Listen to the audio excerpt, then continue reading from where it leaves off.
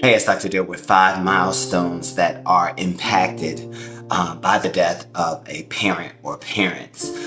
Grief, I always say this, never goes away. And so here's 5 things where it will reappear and you may not even connect that it's a part of your grieving. And that leads me to number 1 is a wedding.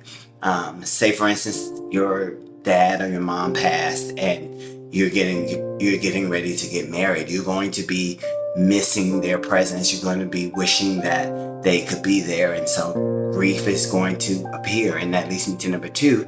Any type of graduation, a college graduation or a high school graduation, is also going to trigger your grief. You may be sad and not even realize why, or you're missing them being present. And that leads me to number 3 is the birth of a child, especially if it's their grandchild or the first grandchild or a grandchild, period, because they're not going to be able to experience the joy that they would have had with the grandparents and vice versa. And that leads me to number 4 is family reunions, family gatherings. Those are big things that happen like annually. And without them there, it's kind of sad. Some families even stop doing them. And so this is where grief appears. Or if you do have one and you feel that void in that reunion. And that leads me to number 5 is a divorce. Um, and I included this because if you were married to the person before your parents died, and then all of a sudden you get a divorce, you're wanting them there for that support.